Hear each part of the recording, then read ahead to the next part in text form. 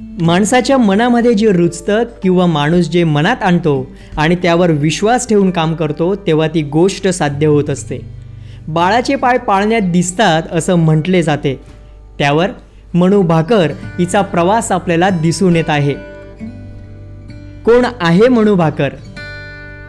खरं तर असं म्हटलं जातं की आता पॅरिस ऑलिम्पिक म्हटलं की मनू भाकर हिचं नाव आपल्या डोळ्यासमोर येतं. नमस्कार मित्रांनो, मी RJ प्रसाद आणि आजच्या गुड थॉट्समध्ये तुमचं सगळ्यांचं मनापासून स्वागत करतो. मित्रांनो, वयाच्या अवघ्या 22व्या वर्षी मुलीने इतिहास रचला. मनू भाकरने भारतासाठी 2 ऑलिम्पिक पदक जिंकले आहे आणि त्यासोबतच कामगिरी करणारी ती पहिली खेळाडू ठरली. एकाच खेळाडूने 2 ऑलिम्पिक जिंकलेत. यामध्ये PV सिंधू आणि सुशील कुमार यांचा समावेश आहे. पण मनूने एकाच ऑलिम्पिकमध्ये 2 पदकं मिळवलीत. 10 मीटर एअर पिस्तूल मिश्र आणि 10 मीटर एअर पिस्तूल महिला यामध्ये मनूने कौतुकास्पद कामगिरी केली आहे. खरं तर मनू भाकरचे सर्व स्तरातून कौतुक होत आहे. मात्र यशाच्या शिखरापर्यंत पोहोचण्याआधीचा प्रवास तिचा काहीसा सोपा नव्हता. मित्रांनो, असं म्हटलं जातं की ज्याला यश मिळतं त्याला संघर्षाच्या प्रवासातून जावंच लागतं आणि तसेच काहीसे मनू भाकर हिच्या प्रवासातून आपल्याला दिसून येत आहे. मनू भाकरचा जन्म 18 फेब्रुवारी 2002 मध्ये हरियाणातील झज्जर जिल्ह्यातील गोरिया गावातील जाट कुटुंबात झाला आहे. मनूचे वडील रामकिशन मर्चंट नेव्हीमध्ये तर आई सुमेधा भाकर शाळेमध्ये मुख्याध्यापिका आहेत. मनूने डॉक्टर बनावं अशी तिच्या आईची इच्छा होती.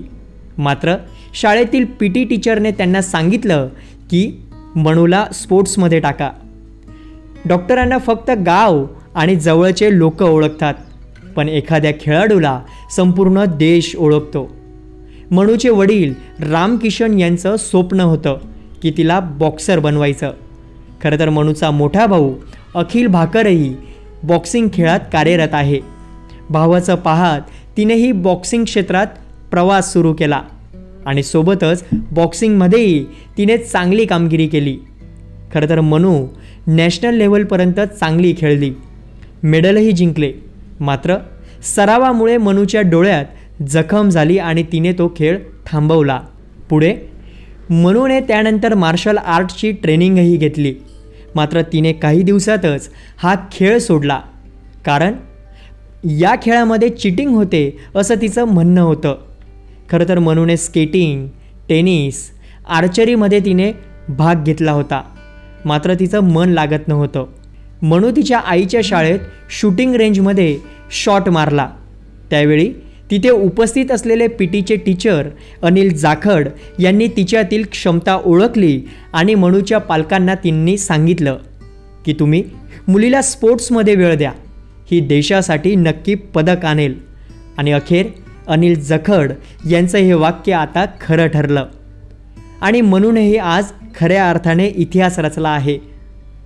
गोल्ड कोस्ट 2018 मध्ये महिलांच्या 10 मीटर एअर पिस्तूल स्पर्धेत Manu Bhaker Commonwealth games champion आहे.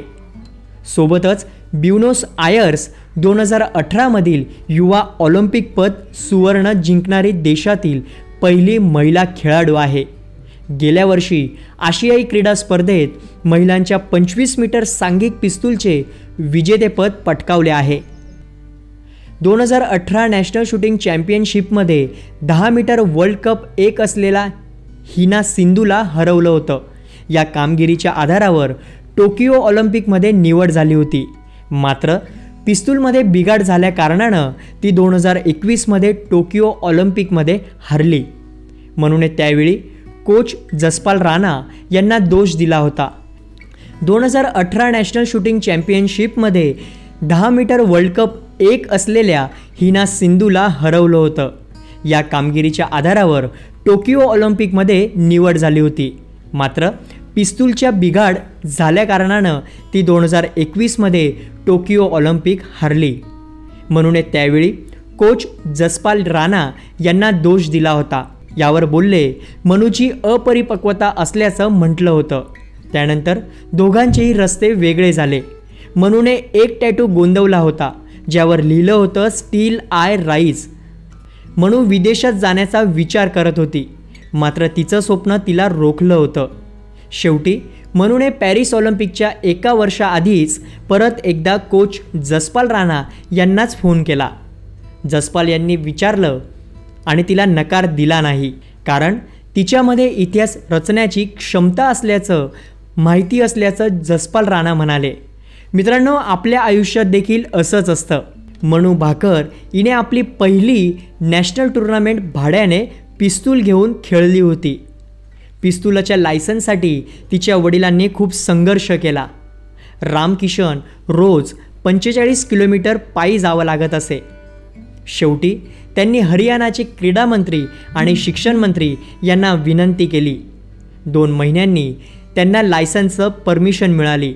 मेडल जिंकल्यानंतर मनू भाकर हिने आपली पहिली प्रतिक्रिया देताना श्रीकृष्णाने गीतेमध्ये सांगितलेली गोष्ट लक्षात ठेवून सांगितलं की मी माझ्या सर्व शक्तीनिशी लढले. हे कास्य आहे, पण मला आनंद आहे की मी देशासाठी कास्य पदक मिळवलं आणि जिंकू शकली. मी गीता खूप वाचली आहे. भगवान श्रीकृष्ण म्हणतात की त्यानुसार कोणत्याही फळाची न अपेक्षा ठेवत कर्म करत राहायला हवं, कारण फळाची काळजी आपण करायची नाही. मित्रांनो, मनू भाकर हिच्या प्रवासातून आपल्याला समजलं असेलच की संपूर्ण आयुष्यामध्ये संघर्ष हा बराच महत्त्वाचा असतो. म्हणून आयुष्यात संघर्ष करत राहा, नेहमी सकारात्मक विचार ठेवा आणि सोबतच आपल्या गुरूंना नेहमी आठवत राहा. चला तर मित्रांनो, अशाच नव्या कोऱ्या विषयासह भेटूया. तोपर्यंत बघत राहा आणि आमच्या चॅनलला लाईक, शेअर, सबस्क्राईब करायला विसरू नका.